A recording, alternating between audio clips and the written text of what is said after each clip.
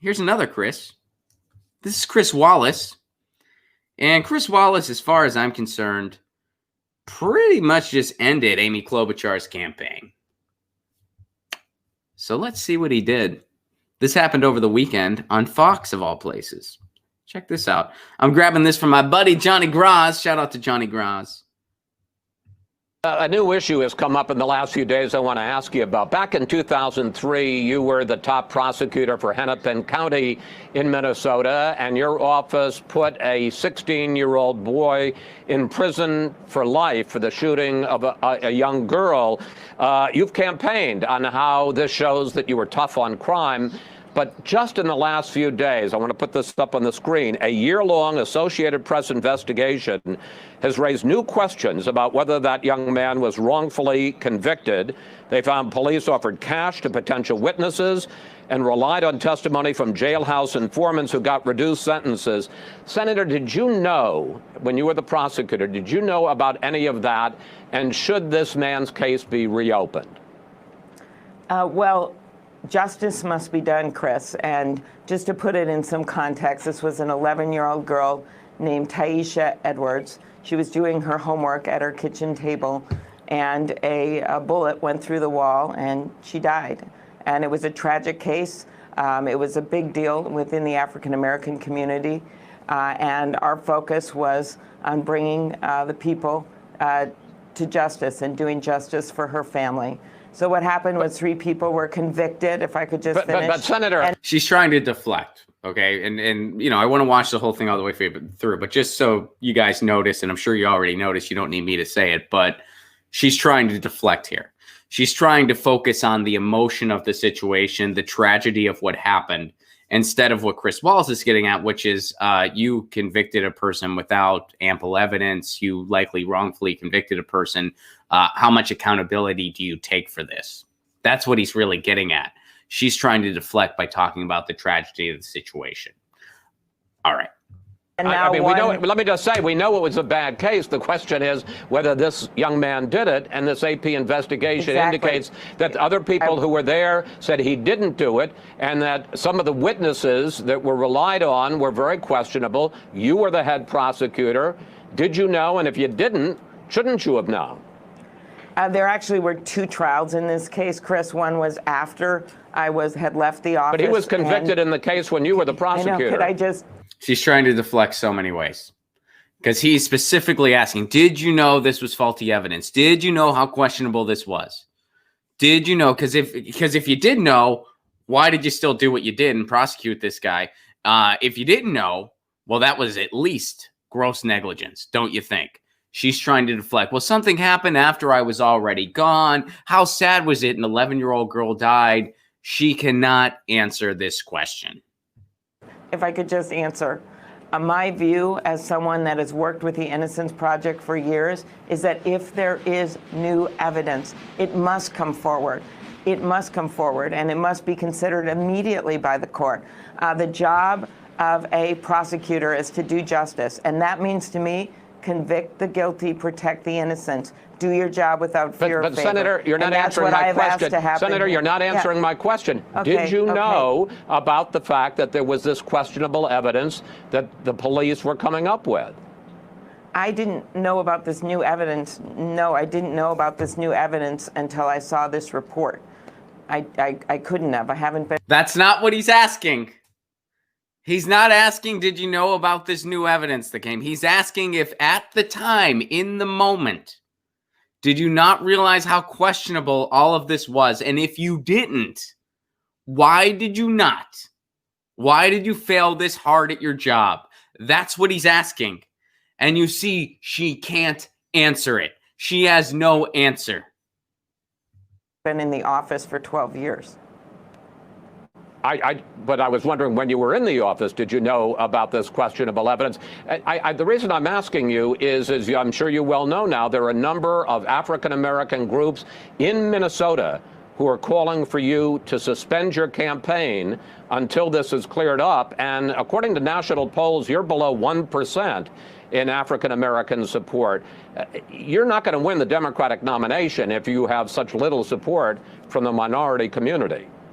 Well, I think what you've seen all across the country is that when people get to know me, I do well. And I haven't seen that. Have you seen that? I haven't seen that. Anyway. It's on me. I've got to go out there and get to know people. And in my case, let's look at Iowa.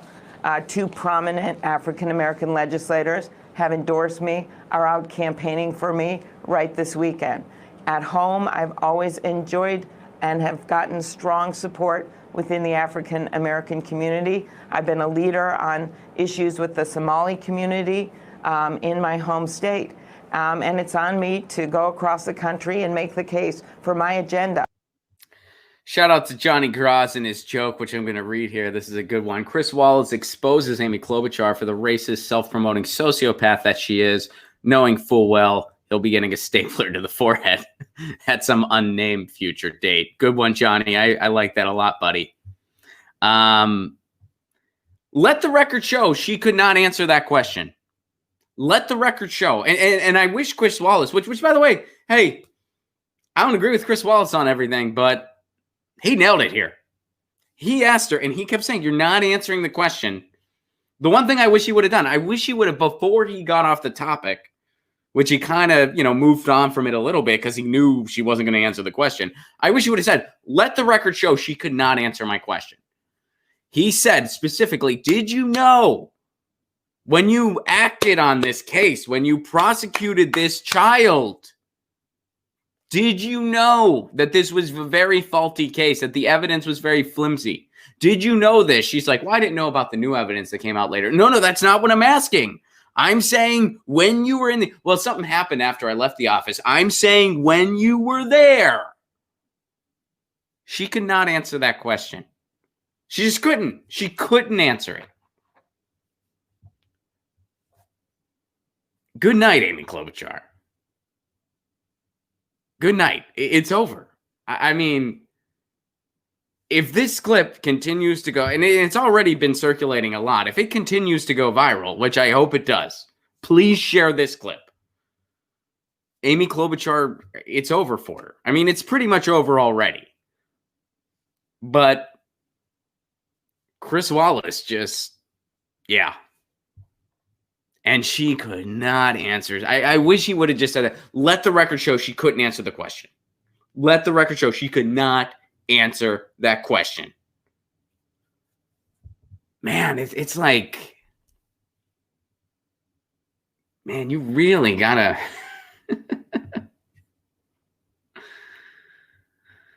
I mean, how much of a program politician can you be? I mean, that was almost. In a very dark way, it was almost impressive just how good she was at completely. She wouldn't answer it because she has no answer. Because in reality, what probably happened was a tragedy happened. It was a very tragic thing that happened. An 11-year-old girl got shot, and they needed somebody to take the rap for that, and they needed it quick. So they rushed things through, and they were able to lean on the inherent racism in our justice system and the inherent discrimination in our justice system. Just like what happened with the Central Park Five over in New York City. Just like what happened with that murder case in Chicago where an innocent black guy did 30 years until they finally found out he didn't do it. And you see this like ridiculous evidence. Just like what can happen in small communities when you're a little bit different than the social norm, like the West Memphis Three. Now those kids they were white kids, but still, the kind of theme is the same. That when you're an outsider, you can just kind of take that blame. And that's why Amy Klobuchar, she has no answer for Chris Wallace, no answer for him. She can't answer it. She tried every method of deflection that she had in her toolkit. Well, something happened after I was gone. I'm talking about when you were there. Well, I didn't know about the new evidence. I'm not asking about the new evidence. I'm asking when you were there and you got this flimsy evidence. Did you realize it? Well, what happened was really sad. An 11-year-old girl. I know it was sad. That's not my question. Bravo to Chris Wallace for not letting her off the hook. Bravo. He did good there. And I wish before he got off of it and said, you don't have a lot of support from African American, where she was able to be like, well, I have this and this. I wish you would have been like, let the record show she couldn't answer. She refused to answer my question. Do you think this would make a good president? Does anyone see this and think, oh, yeah, she'll solve climate change? Amy Klobuchar. All right, Chris Wallace ended Amy Klobuchar's campaign. Get your news on with Ron. Don't you want to know what's going on? We're getting our news on today. Get your news on with Ron. Don't you want to know what's going on? We're getting our news on today. You can tweet me an article at Ron Placone. We'll go through it together and make it our own. Get your